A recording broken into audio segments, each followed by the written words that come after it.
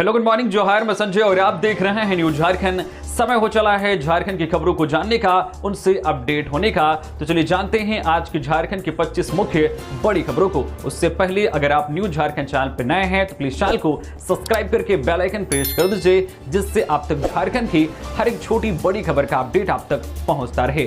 तो चलिए शुरुआत करते हैं आज की पहली और महत्वपूर्ण बड़ी खबर से। रांची सहित झारखंड में बदला मौसम का मिजाज, हुई झमाझम बारिश। 19 मार्च तक आंधी बारिश की संभावना, येलो और ऑरेंज अलर्ट जारी। झारखंड की राजधानी रांची समेत कई जिलों में रविवार दोपहर बाद मौसम का मिजाज अचानक बदल गया। तेज हवा के साथ कई क्षेत्रों में हल्की बूंदाबांदी तो कई क्षेत्रों में हल्की बारिश से तापमान में 2 से 3 डिग्री सेल्सियस की गिरावट दर्ज की गई है, जिससे लोगों को गर्मी से कुछ राहत मिली है। इधर मौसम विभाग के अनुसार राज्य के कई जिलों में 19 मार्च तक गर्जन के साथ हल्की से मध्यम बारिश, तेज हवा और वज्रपात की संभावना है। इस स्थिति को देखते हुए विभाग ने कई जिलों के लिए येलो अलर्ट जारी किया है। मौसम विभाग के अनुसार आज 16 मार्च को रांची सहित खूंटी, पश्चिमी सिंहभूम, पूर्वी सिंहभूम, सरायकेला खारसावां, रामगढ़, बोकारो, हजारीबाग, धनबाद, गिरिडीह, कोडरमा, देवघर, जामताड़ा, दुमका, पाकुड़, गोड्डा और साहिबगंज में आंधी के साथ बारिश और वज्रपात की संभावना है। इन जिलों के लिए ऑरेंज अलर्ट जारी किया गया है। इस दौरान हवा की रफ्तार 50 से 60 किलोमीटर प्रति घंटे की रफ्तार रह सकती है। कई जिलों में मेघ गर्जन के साथ हल्की बारिश भी हो सकती है।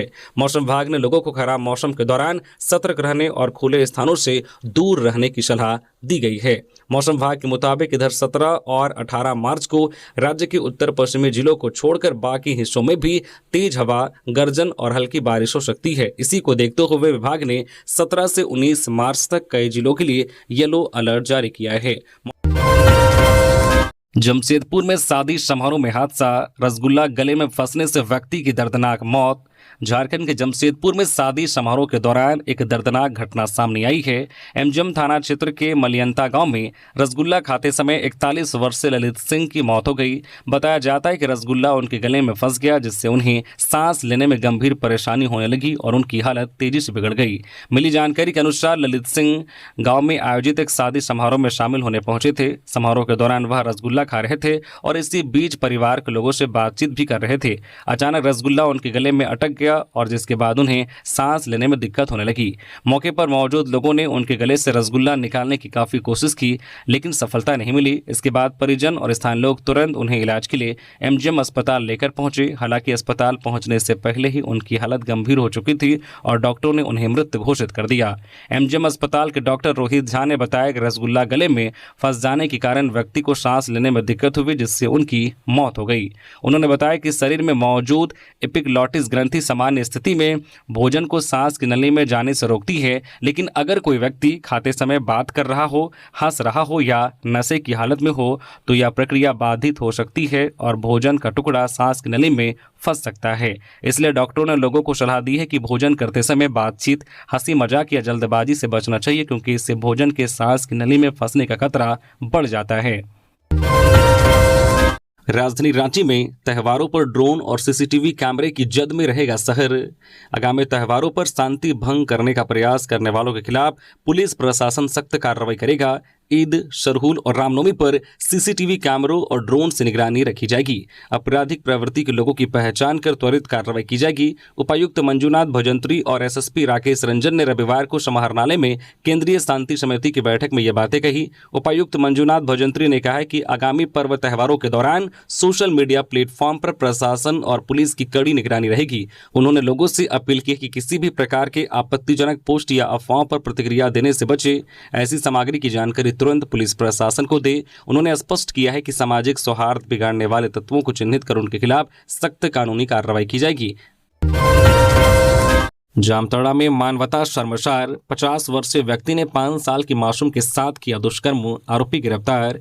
जामताड़ा जिले से एक ऐसी खबर सामने आई है जिसने न केवल मानवीय संवेदनाओं को झकझोर दिया है, बल्कि समाज के माथे पर भी कलंक लगा दिया है। जामताड़ा थाना क्षेत्र के एक गांव में एक 50 वर्षीय व्यक्ति ने अपनी पड़ोस में 5 वर्षीय मासूम बच्चे के साथ दुष्कर्म कर वारदात को अंजाम दिया है। इस घटना के बाद से स्थानीय लोगों में भारी आक्रोश है। जानकारी के अनुसार यह शर्मनाक घटना शनिवार की है। पुलिस जांच में यह बात सामने आई है कि आरोपी विधान बावड़ी 50 वर्षीय जो बच्ची का पड़ोसी है, उसने मासूम को उस समय अपना शिकार बनाया जब वह घर के पास खेल रही थी। आरोपी ने बच्ची को नीम के पत्ते तोड़ने के बहाने फुसलाकर अपने पास बुलाया और उसके बाद घटना को अंजाम दिया। इधर घटना की सूचना मिलते ही जामताड़ा पुलिस ने तत्परता दिखाई है और आरोपी विधान बावड़ी को गिरफ्तार कर लिया है। इस संबंध में महिला थाना में कांड संख्या 126 दर्ज की गई है। आरोपी के खिलाफ भारतीय न्याय संहिता की सुसंगत धाराओं के तहत जो है पॉक्सो एक्ट के साथ मामला दर्ज कर उसे जेल भेज दिया गया है। देवघर में एलपीजी संकट ठप होने की कगार पर होटल व्यवसाय, श्रद्धालुओं और छात्रों पर भी असर। पूरे देश के साथ साथ झारखंड में भी इन दिनों एलपीजी को लेकर अफरा तफरी का माहौल है। कई जिलों में गैस की समस्या धीरे धीरे गंभीर होती जा रही है, लेकिन इसका सबसे ज्यादा असर देवघर शहर में दिख रहा है। धार्मिक और पर्यटन नगरी के रूप में पहचान रखने वाला देवघर होटल व्यवसाय पर काफी हद तक निर्भर है, जहां प्रतिदिन हजारों श्रद्धालु और पर्यटक पहुंचते हैं। ऐसे में गैस की कमी ने यहां के होटल कारोबार को मुश्किल में डाल दिया है। देवघर को अक्सर होटलों का शहर भी कहा जाता है, क्योंकि यहां सैकड़ों नहीं बल्कि हजारों छोटे बड़े होटल और भोजनालय श्रद्धालुओं को भोजन उपलब्ध कराते हैं।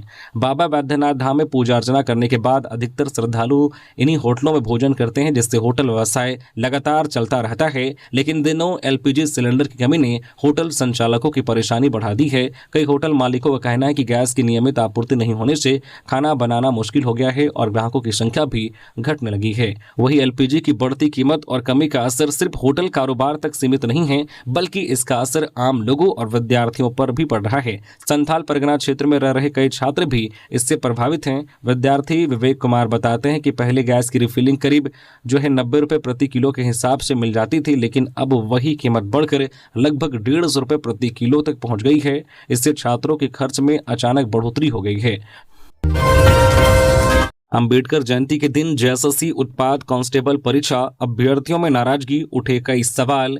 झारखंड कर्मचारी चयन आयोग द्वारा आयोजित उत्पाद कांस्टेबल मुख्य लिखित परीक्षा को लेकर अभ्यर्थियों में असमंजस और नाराजगी का माहौल है। पहले यह परीक्षा 22 मार्च को आयोजित होने वाली थी, लेकिन अपरिहार्य कारणों का हवाला देते हुए आयोग ने इसे बढ़ाकर 14 अप्रैल कर दिया है। अब नई तारीख को लेकर अभ्यर्थी सवाल खड़े कर रहे हैं। उनका कहना है कि 14 अप्रैल को बाबा साहेब डॉक्टर भीमराव अंबेडकर जयंती है, जो पूरे देश में राष्ट्रीय अवकाश के रूप में मनाया जाता है। ऐसे में उस दिन परीक्षा कैसे आयोजित की जाएगी, यह एक बड़ा सवाल बन गया है। अभ्यर्थियों का कहना है कि आयोग को नई तिथि तय करते समय इस बात का ध्यान रखना चाहिए कि उस दिन राष्ट्रीय अवकाश है और कई जगहों पर कार्यक्रम भी आयोजित होते हैं। ऐसे में परीक्षार्थियों को आवागमन और अन्य व्यवस्थाओं में भी परेशानी हो सकती है। गौरतलब है कि उत्पाद कांस्टेबल भर्ती प्रक्रिया पहले से ही विवादों और परेशानियों में घिरी रही है। शारीरिक परीक्षा के दौरान भी कई अभ्यर्थियों की तबियत बिगड़ने और कुछ की जान जाने की घटनाएं सामने आई थी, जिसके बाद यह भर्ती प्रक्रिया लगातार चर्चा में रही है। अब लिखित परीक्षा की नई तारीख को लेकर भी अभ्यर्थी संशय में हैं और आयोग से इस पर स्पष्टता देने और तिथि पर पुनर्विचार करने की मांग कर रहे हैं। चतरा एयर एम्बुलेंस हादसा, 21 दिन बाद जंगल में मिला विमान के इंजन का हिस्सा। चतरा जिले के सिमरिया थाना क्षेत्र स्थित जो है कासियतू करमटार जंगल में 23 फरवरी को हुए एयर एम्बुलेंस हादसे से जुड़ा एक अहम सुराग 21 दिन बाद सामने आया है। रविवार को महुआ चुनने गए ग्रामीणों को जंगल में विमान के इंजन का एक भाग दिखाई दिया। इसके बाद ग्रामीणों ने तुरंत इसकी सूचना स्थानीय पुलिस को दी। सूचना मिलते ही सिमरिया थाना की पुलिस मौके पर पहुंची और इंजन के हिस्से को अपने कब्जे में लेकर जांच शुरू कर दी है। बताया जा रहा है कि यह हादसा दुर्घटना स्थल से करीब 1 किलोमीटर दूर जंगल में मिला है। गौरतलब है कि 23 फरवरी को इसी इलाके में एक एयर एम्बुलेंस क्रैश हो गया था, जिसमें पायलट समेत कुल 7 लोगों की मौत हो गई थी। हादसे के बाद से विमान के कुछ हिस्सों की तलाश की जा रही थी। सीएम हेमंत सोरेन ने किया रांची में जोहार ग्राम मेड इन झारखंड शोरूम का उद्घाटन। ट्राइबल परिधानों को मिलेगा बढ़ावा। झारखंड की राजधानी रांची में आदिवासी कला और परंपरागत परिधानों को बढ़ावा देने की दिशा में एक नई पहल की गई है। मुख्यमंत्री हेमंत सोरेन ने रविवार को करमटोली चौक के समीप जोहार ग्राम मेड इन झारखंड शोरूम का फीता काटकर शुभारंभ किया। इस शोरूम में पुरुषों, महिलाओं और बच्चों के लिए विभिन्न प्रकार के ट्राइबल कपड़े उपलब्ध होंगे। यहाँ आदिवासी साड़ियाँ, टी शर्ट, बंडी और पारंपरिक जनजातीय पहनावे समेत कई तरह के उत्पाद बिक्री के लिए रखे गए हैं।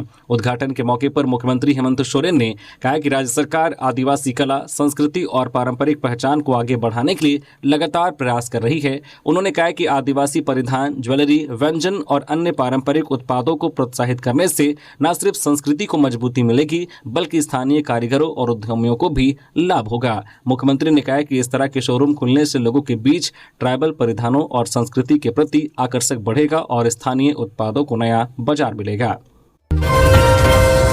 टेट के खिलाफ शिक्षकों का हल्ला बोल। 4 अप्रैल को दिल्ली में रैली। झारखंड से हजारों टीचर्स लेंगे भाग। फ्री एवं अनिवार्य शिक्षा के अधिकार अधिनियम 2009 लागू होने से पूर्व नियुक्त प्राथमिक शिक्षकों के लिए भी शिक्षक पात्रता परीक्षा टेट उत्तीर्ण होना अनिवार्य कर दिया गया है। इसी के विरोध में शिक्षक 4 अप्रैल को नई दिल्ली के रामलीला मैदान में रैली का आयोजन करेंगे। टीचर्स फेडरेशन ऑफ इंडिया के आह्वान पर झारखंड से भी बड़ी संख्या में प्राथमिक शिक्षक इसमें भाग लेंगे। टीचर्स फेडरेशन ऑफ इंडिया के राष्ट्रीय अध्यक्ष डॉक्टर दिनेश चंद्र शर्मा और राष्ट्रीय महासचिव राम मूर्ति ठाकुर ने कहा है कि दिसंबर 2025 में फेडरेशन का एक प्रतिनिधिमंडल केंद्रीय शिक्षा मंत्री धर्मेंद्र प्रधान से मिलकर विस्तार से शिक्षकों के पक्ष को तथ्यों के साथ रखा था। केंद्रीय मंत्री द्वारा प्रतिनिधिमंडल को आश्वस्त किया गया था कि शिक्षा का अधिकार कानून के तहत शिक्षकों की निर्धारित न्यूनतम योग्यता को उस कानून के पहले की तिथि से लागू किया जाएगा। इसके लिए कोर्ट के फैसले की समीक्षा कर वैधानिक तरीके से हल निकाला जाएगा और शिक्षकों के हितों की रक्षा की जाएगी। केंद्रीय शिक्षा मंत्रालय द्वारा इस दिशा में प्रारंभिक पहल करते हुए सभी राज्यों से प्रभावित शिक्षकों की संख्या और मंतव्य मांगे गए, लेकिन अब तक कोई ठोस कार्रवाई सामने नहीं आई है। इससे शिक्षकों में आक्रोश व्यक्त है। गिरिडीह सदर अस्पताल की बिजली गुल। मोबाइल की फ्लैश लाइट में हुआ घायलों का इलाज। लाख दावों और सुधार की कोशिशों के बावजूद गिरिडीह सदर अस्पताल की स्वास्थ्य व्यवस्था एक बार फिर सवालों के घेरे में आ गई है। शनिवार देर रात बिजली गुल होने से जहां अस्पताल में अफरा तफरी मच गई, वहीं रविवार शाम भी बिजली व्यवस्था पूरी तरह से ठप हो गई। हालात ऐसे बन गए कि गंभीर रूप से घायल मरीजों का इलाज मोबाइल की फ्लैश लाइट की रोशनी में करना पड़ा। बताया जा रहा है कि मुफस्सिल थाना क्षेत्र की तिगोन जोरी निवासी नीलमुनी देवी, अजय हमरम, अनुष्का हमरम, विजय कुस्कू और पवन किस्कू बाइक व ऑटो की टक्कर में घायल हो गए थे। सभी घायलों को इलाज के लिए सदर अस्पताल लाया गया, लेकिन यहां पहुंचते ही उन्हें बदहाल व्यवस्था का सामना करना पड़ा। बिजली गुल होने के कारण अस्पताल परिसर पूरी तरह अंधेरे में डूबा रहा। यहां तक कि ड्रेसिंग रूम में भी रोशनी की कोई वैकल्पिक व्यवस्था नहीं थी। एक घायल का सिर फटा हुआ था। ऐसे में डॉक्टरों व स्वास्थ्य कर्मियों को मजबूरी में मोबाइल की फ्लैश लाइट जलाकर उसको टांका लगाना पड़ा। यह दृश्य देखकर परिजनों में आक्रोश है और चिंता दोनों देखी गई है। झारखंड सहायक वन संरक्षक भर्ती 4 से 6 अप्रैल तक होगी मुख्य परीक्षा। 19 मार्च तक भरे जाएंगे फॉर्म। झारखंड सहायक वन संरक्षक नियुक्ति परीक्षा के तहत इसकी मुख्य परीक्षा 4 से 6 अप्रैल तक आयोजित होगी। झारखंड लोक सेवा आयोग जेपीएससी ने 13 जुलाई 2025 को आयोजित इसकी प्रारंभिक परीक्षा का परिणाम पहले ही जारी कर दिया है। प्रारंभिक परीक्षा में सफल अभ्यर्थी मुख्य परीक्षा में शामिल होंगे। इसके लिए उन्हें फिर से ऑनलाइन फॉर्म भरना होगा, जिसकी प्रक्रिया रविवार से शुरू हो गई है। धनबाद जंक्शन पर दलाली का खुला खेल। आरपीएफ के नाम पर जमकर वसूली, हर दिन लाखों की उगाही।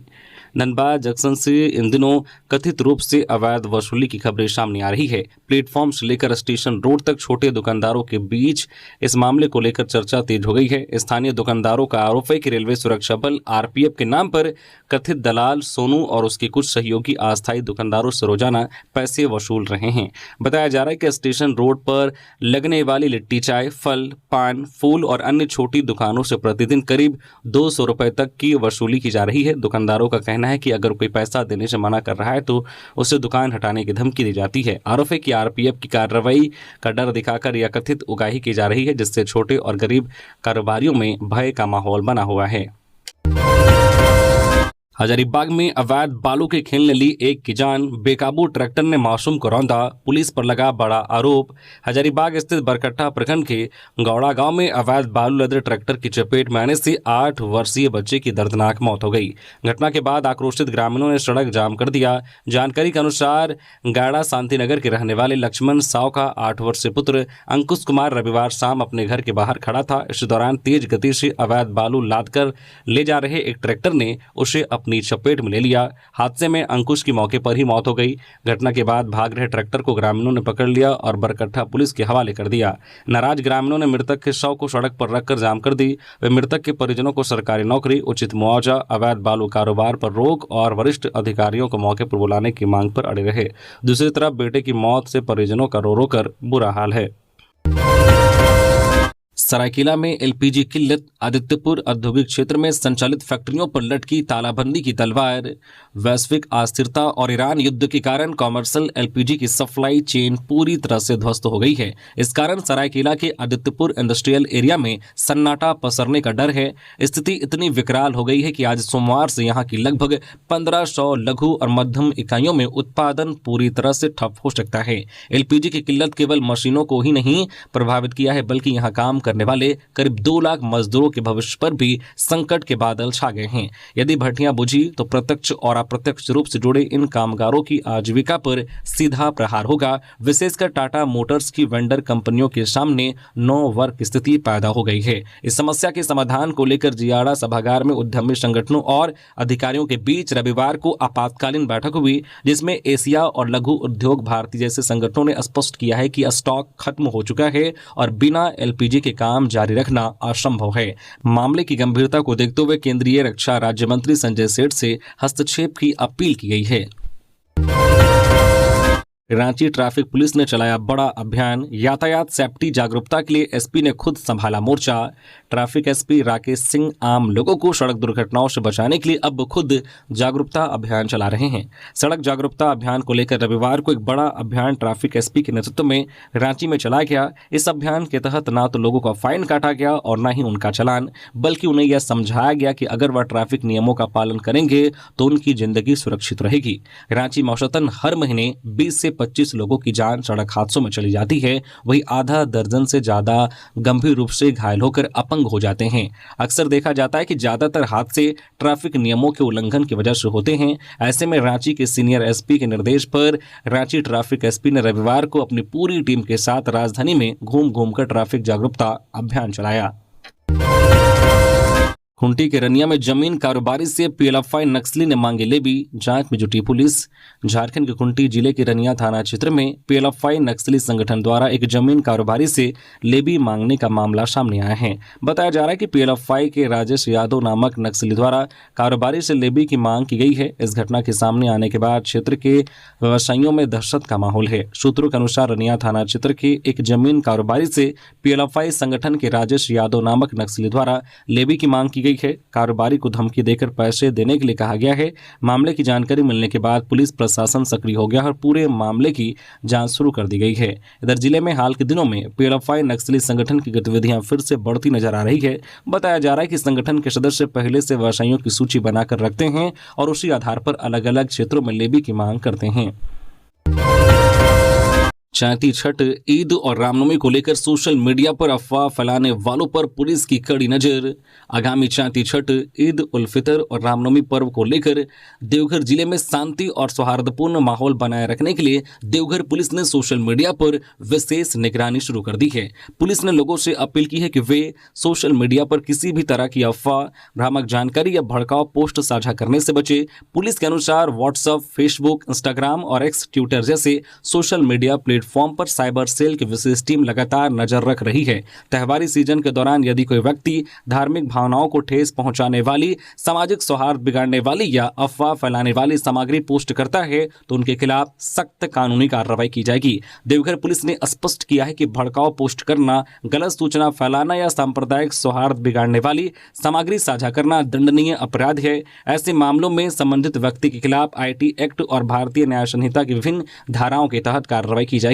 पुलिस ने आम लोगों से भी अपील की है कि किसी भी तरह की अफवाह या भड़काऊ संदेशों पर विश्वास न करें और न ही उसे आगे बढ़ाएं। सोशल मीडिया पर कोई संदिग्ध या आपत्तिजनक पोस्ट दिखाई दे तो इसकी सूचना तुरंत नजदीकी थाना या साइबर सेल को दे ताकि समय रहते कार्रवाई की जा सके।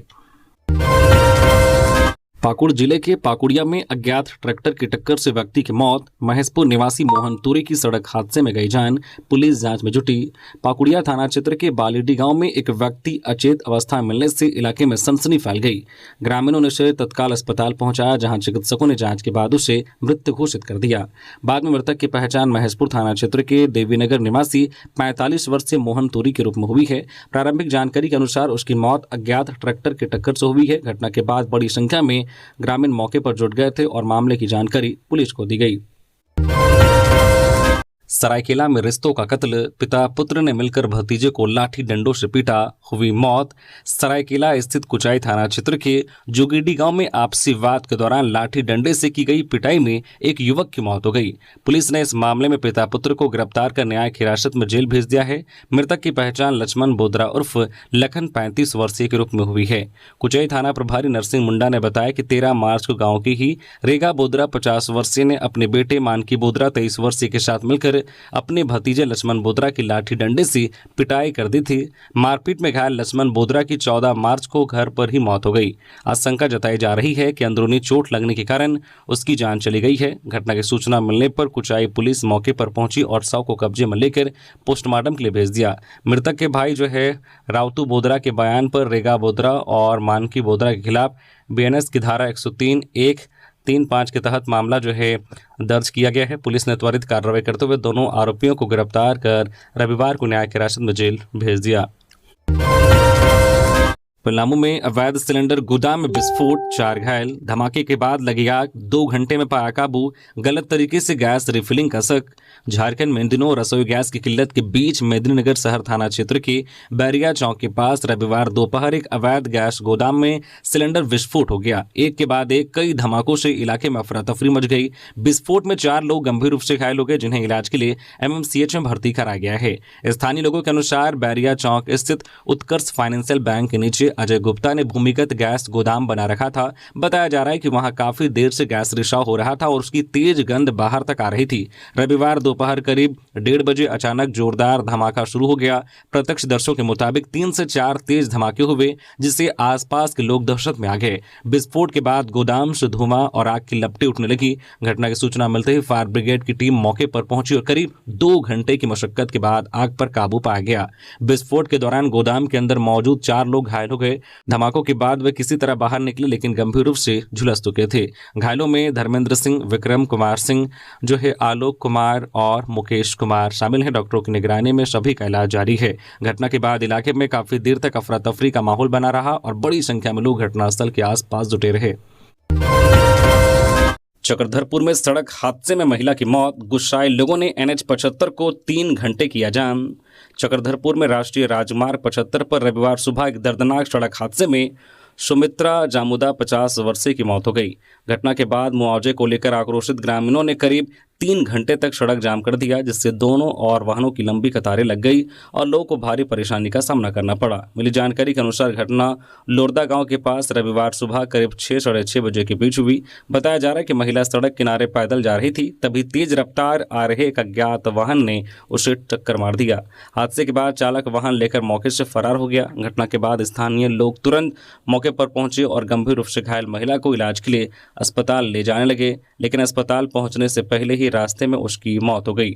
महिला की मौत के बाद ग्रामीणों में भारी आक्रोश फैल गया। गुस्साए ग्रामीणों ने चक्रधरपुर चाबासा जो है मार्ग पर NH-75E को जाम कर दिया और पीड़ित परिवार को उचित मुआवजा देने की मांग करने पर अड़ रहे। घटना की सूचना मिलने के बाद अंचलाधिकारी खुंटपानी प्रखंड फुलेश्वर साहू और फसल थाना प्रभारी विनोद कुमार पुलिस बल के साथ घटनास्थल पर पहुंचे। अधिकारियों ने ग्रामीणों को समझा बुझाकर सड़क जाम हटवाया। इस दौरान अंचलाधिकारी फुलेश्वर साहू ने मृतका के पति को तत्काल 10,000 रुपये की नकद जो है सहायता राशि दी। साथ ही आश्वासन दिया है कि सरकार की ओर से मिलने वाली सभी सहायता पीड़ित परिवार को दिलाई जाएगी। हाईवे का सफर होगा महंगा, झारखंड की 18 लाख से अधिक फास्टैग यूजर्स को झटका, अब देने होंगे इतने रुपए। National highway authority of India NHAI ने वित्त वर्ष 2026-27 के लिए फास्टैग वार्षिक पास शुल्क में संशोधन की घोषणा कर दी है। नई दर के अनुसार इसमें 75 रुपए की बढ़ोतरी की गई है। इससे झारखंड के लगभग 18 लाख से अधिक लोगों को बड़ा झटका लगा है, क्योंकि राज्य के इतने ही लोग इसका उपयोग करते हैं। इसकी पुष्टि सड़क परिवहन और राजमार्ग मंत्रालय ने की है। इससे पहले सालाना शुल्क जो है 3,000 रुपये लगता था, था। अब इसके लिए 3075 रुपये देना होगा। नई दरें 1 अप्रैल 2026 से लागू होंगी। यह संशोधन नेशनल हाईवे की फी रूल्स 2008 के प्रावधानों के अनुसार किया गया है। फिलहाल देश भर में 56 लाख से अधिक उपयोगकर्ता फास्टैग वार्षिक पास का उपयोग कर रहे हैं, जो निजी वाहन मालिकों के बीच इसकी बढ़ती लोकप्रियता को दर्शाता है। रांची में युवा आजसू की प्रदेश स्तरीय कार्यशाला। अप्रैल में होगा महाधिवेशन। सुदेश बोले, बेहतर झारखंड के लिए संघर्ष करना होगा। राजधानी रांची के हरमू स्थित केंद्रीय कार्यालय में रविवार को युवा आजसू की प्रदेश स्तरीय 1 दिवसीय कार्यशाला आयोजित की गई। कार्यशाला में आजसू पार्टी के केंद्रीय अध्यक्ष और झारखंड के पूर्व उप मुख्यमंत्री सुदेश महतो मुख्य अतिथि के रूप में शामिल हुए। बैठक में यह निर्णय लिया गया है कि अप्रैल महीने में युवा आजसू का केंद्रीय महाधिवेशन आयोजित किया जाएगा, जिसकी तिथि जल्द घोषित की जाएगी। इसके साथ ही यह भी तय हुआ है कि पार्टी के केंद्रीय अध्यक्ष सुदेश कुमार महतो राज्य के हर जिले में युवाओं के साथ संवाद कार्यक्रम करेंगे। कार्यशाला को संबोधित करते हुए सुदेश महतो ने कहा कि युवाओं को संगठित और सशक्त नेतृत्व देने के उद्देश्य से युवा आजसू का गठन किया गया है। उन्होंने कहा कि संगठन के माध्यम से ऐसे कार्यकर्ताओं को तैयार किया जाएगा जो जवाबदेह होने के साथ साथ वैचारिक रूप से भी मजबूत हो। ईद की खरीदारी से पहले युवक की हत्या। पाकुड़ में हाईवा वायरिंग का करता था काम, दोस्त ने ही विवाद के बाद मारा चाकू। पाकुड़ के अमड़ापाड़ा थाना क्षेत्र में एक युवक की चाकू मारकर हत्या कर दी गई। घटना प्रखंड मुख्यालय स्थित केपीएस कैंप के पास हुई। पुलिस ने त्वरित कार्रवाई करते हुए हत्या के आरोपी को गिरफ्तार कर लिया है। मृतक की पहचान देवघर जिले के मोहनपुर थाना क्षेत्र अंतर्गत सोनाराय ठाड़ी निवासी 22 वर्षीय लाल बाबू अंसारी के रूप में हुई है।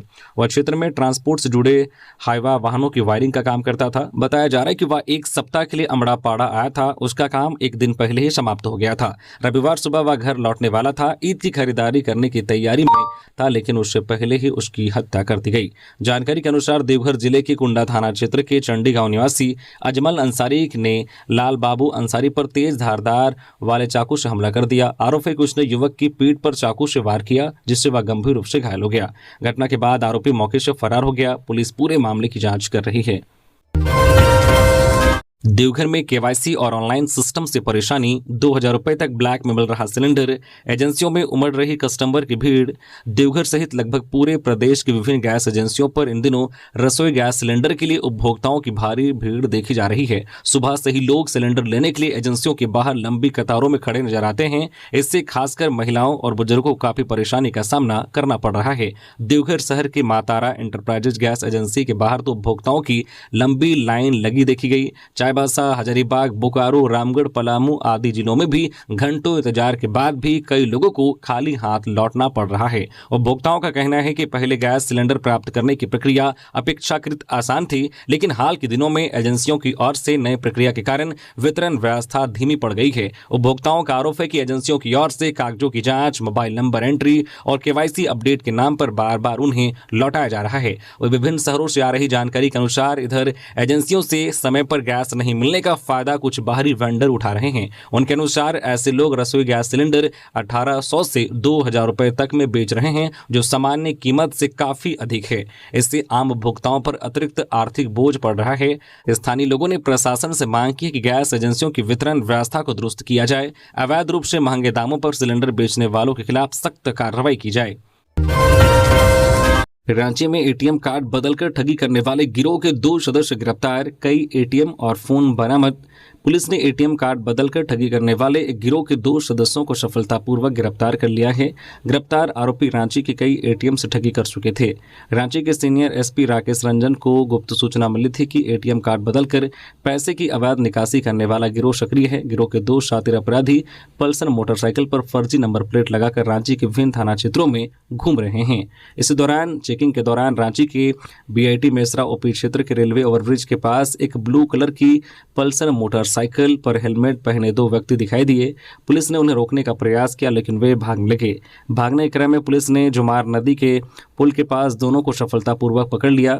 दोनों से मोटरसाइकिल के कागजात मांगे गए, लेकिन उन्होंने कोई वैध दस्तावेज प्रस्तुत नहीं किया और न ही कोई संतोषजनक जवाब दिया। पूछताछ पर दोनों ने अपना नाम विक्रम कुमार शर्मा उर्फ बिट्टू बताया और धनंजय कुमार सिंह। इसके बाद दोनों की तलाशी ली गई। तलाशी में विक्रम कुमार शर्मा के पास से कैनरा बैंक का एक एटीएम कार्ड, स्टेट बैंक का एक एटीएम कार्ड और एक स्मार्टफोन फ़ोन बरामद हुआ। वही धनंजय कुमार सिंह के पास जो है जन स्मॉल फाइनेंस बैंक का एक एटीएम कार्ड और एक मोबाइल फ़ोन बरामद हुआ। पूछताछ में दोनों ने स्वीकार किया है कि वे एटीएम कार्ड बदलकर अवैध रूप से पैसे की ठगी करते हैं।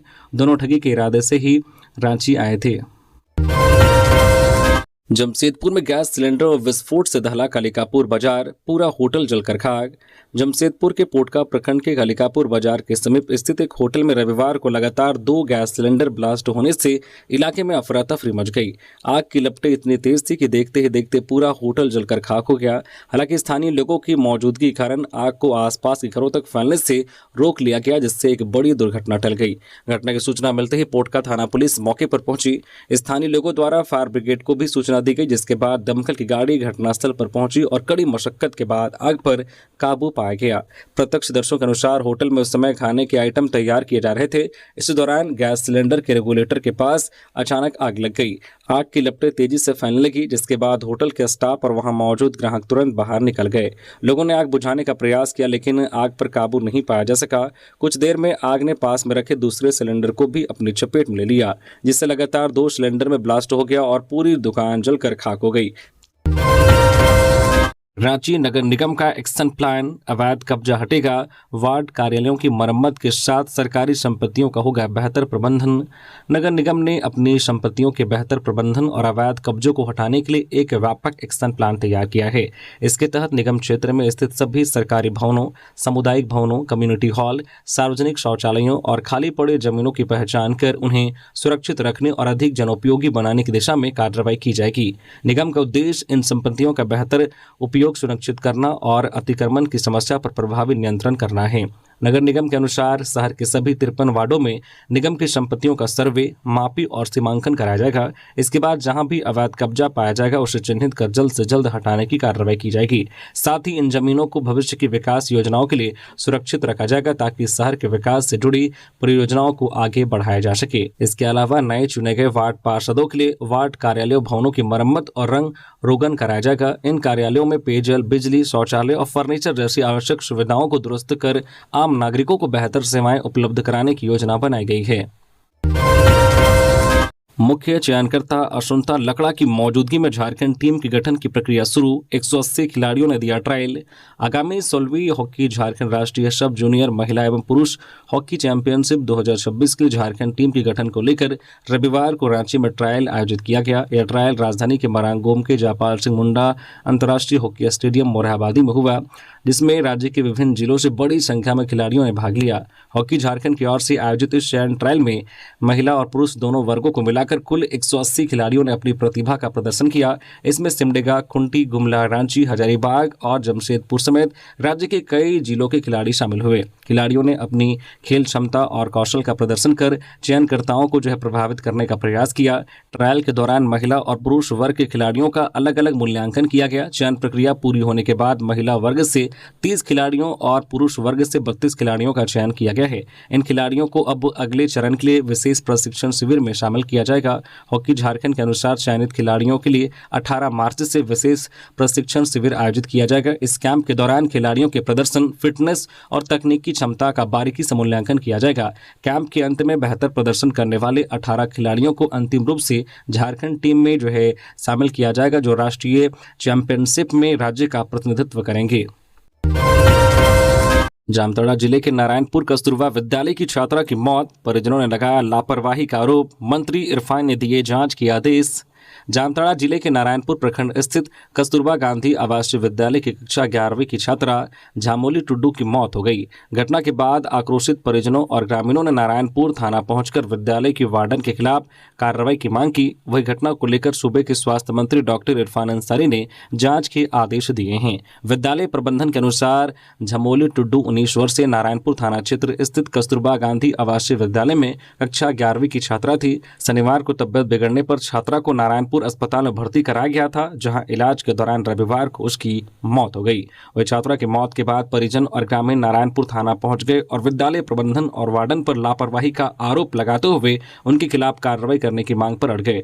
इस दौरान परिजनों ने काफी हंगामा भी किया। इधर घटना की सूचना मिलते ही क्षेत्र भ्रमण पर निकले स्वास्थ्य मंत्री इरफान अंसारी नारायणपुर थाना पहुंच गए। उन्होंने थाना प्रभारी से घटना की विस्तृत जानकारी ली। साथ ही ग्रामीणों और परिजनों से बातचीत के बाद उन्होंने मामले में तत्काल जांच के आदेश दिए हैं। मंत्री ने जांच टीम गठित कर जांच के बाद आवश्यक कार्रवाई करने का निर्देश दिया है। साथ ही मंत्री ने परिजनों की आशंका को देखते हुए शव को पोस्टमार्टम कराने का भी आदेश दिया। इस दौरान मंत्री ने शोक संतप्त परिवार को आर्थिक सहायता के साथ साथ परिवार के एक सदस्य को अपने विभाग में नौकरी देने और सभी सरकारी योजना से जोड़ने की घोषणा की है। रांची में जेल अदालत में 6 कैदी हुए रिहा। रविवार को बिरसा मुंडा केंद्रीय कारा में जेल अदालत का आयोजन किया गया। इस जेल अदालत में कुल 16 मामलों को न्यायालय के समक्ष रखा गया, जिसमें सुनवाई हुई और 6 बंदी को जेल अदालत का लाभ देते हुए रिहा किया गया। इस जेल अदालत में कैदियों के लिए बन रहे शाम के खाना का निरीक्षण भी उपस्थित न्यायिक पदाधिकारियों के द्वारा किया गया। खाने की गुणवत्ता की जाँच न्यायिक पदाधिकारियों ने बनाए गए खाना को खाकर किया। जेल अदालत के दौरान कैदियों के स्वास्थ्य की जाँच के लिए मेडिकल जांच शिविर का भी आयोजन किया गया, जिसमें बंदियों ने अपना स्वास्थ्य का जांच भी कराए।